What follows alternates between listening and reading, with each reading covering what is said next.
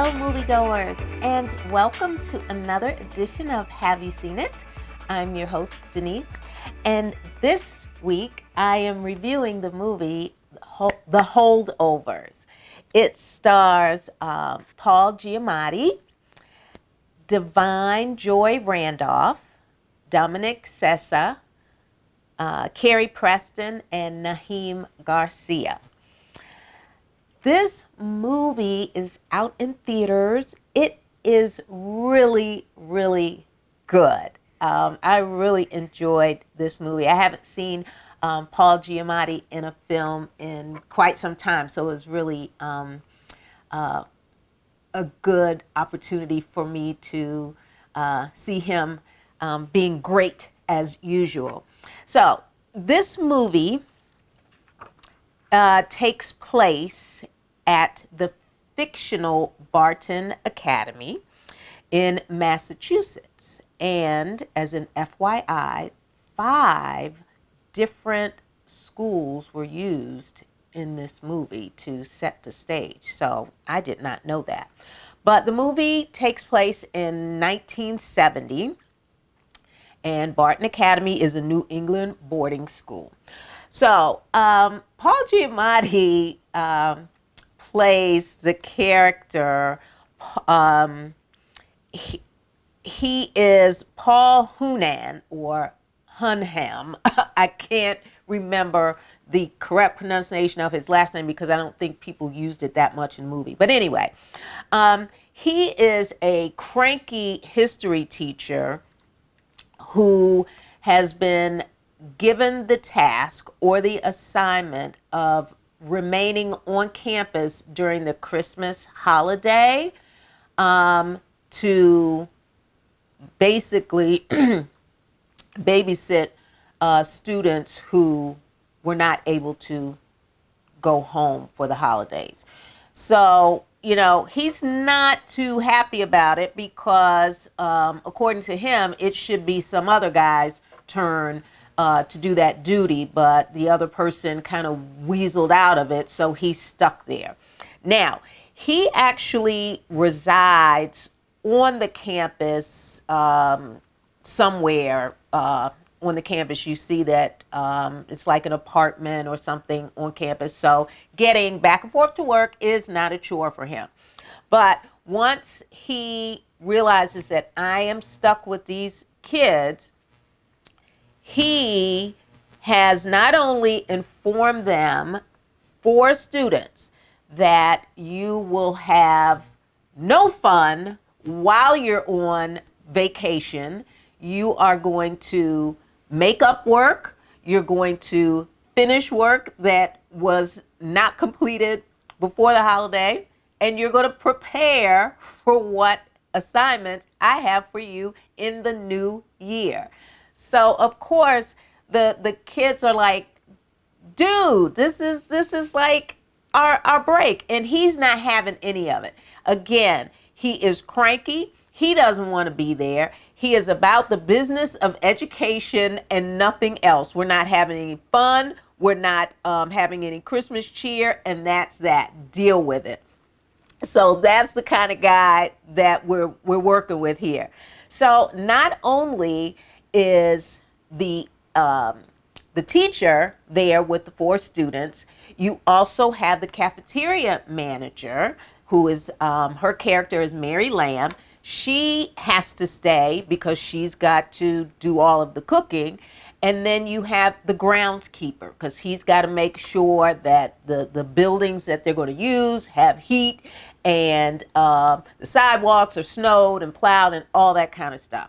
So actually, you have a group of really unhappy people who are forced to spend 2 weeks together.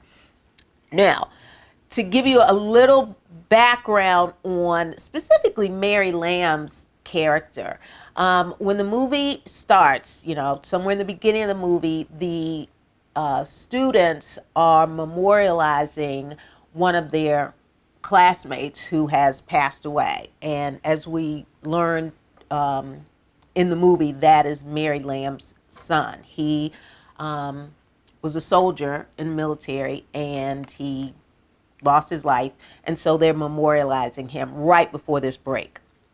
So as the movie progresses, you kind of see the interactions between not only the teacher and the students, which is hilarious, and then the students with one another, because again, they don't want to be there, so they're not always getting along with each other.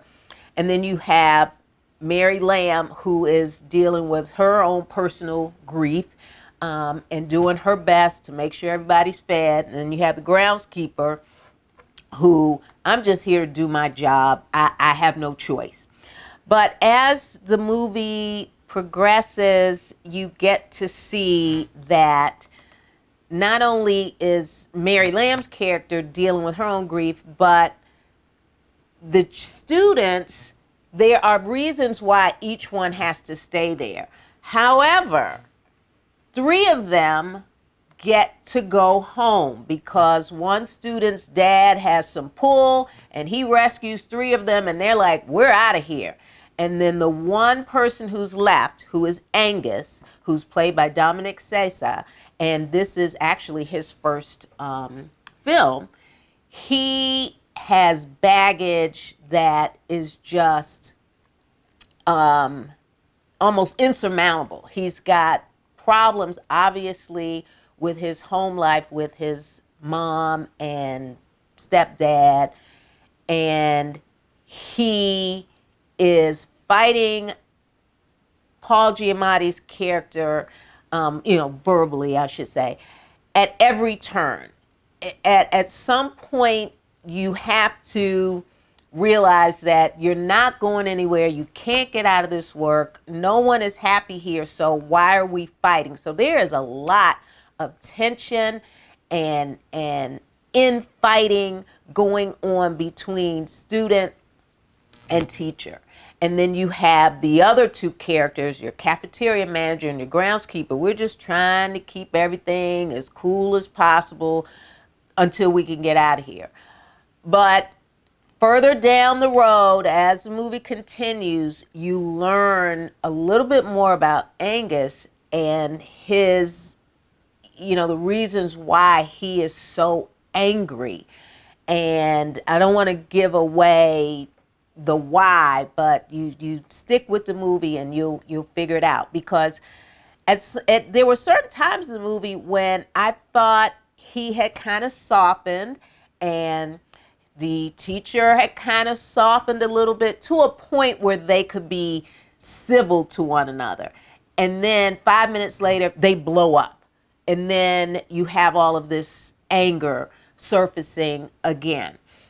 And then the other character is Lydia Crane, who is played by Carrie Preston. She's a teacher at the school. Well, I think she's like works in administration. She's not on the campus, but you see her in and out of certain scenes where she's kind of like the person who tries to see everybody's point of view, see where everybody's coming from and why, people are feeling the way they are, but she's there for the, I've got the Christmas spirit, the holiday cheer, and let's all, try to look at the bigger picture of the holiday season.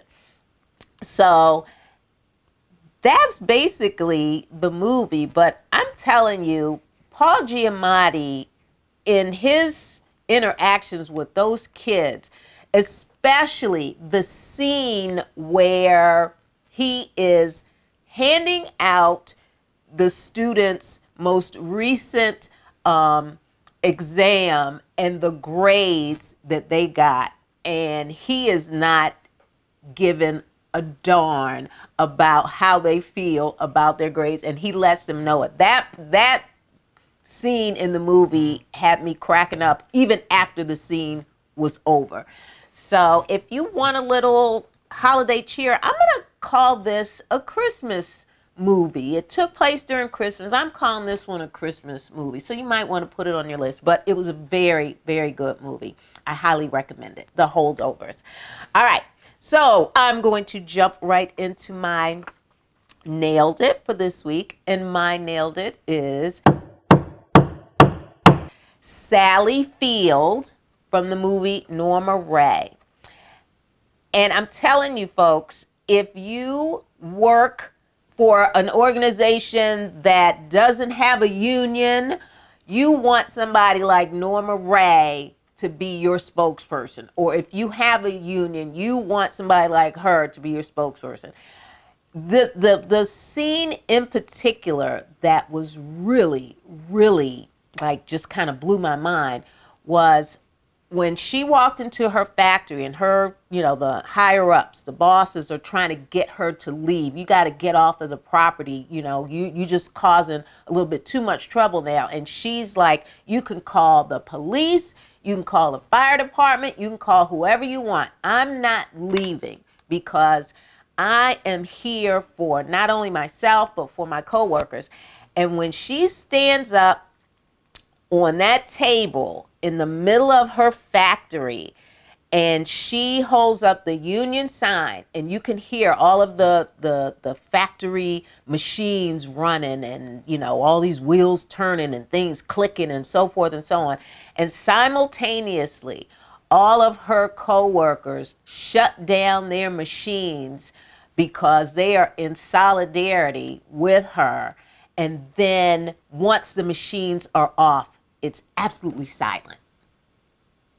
She is my nailed it. That scene right there did it for me. So Sally Field, Norma Ray is my nailed it. All right, folks, you can subscribe to our YouTube channel. Make sure you hit that like button. And remember, we are available on every podcast platform in the universe. Just type in, have you seen it with Denise? And there I will be. All right, moviegoers, until next week, you know what to do. I need you to go see a movie because I'm going to see a movie. Until next week, bye-bye.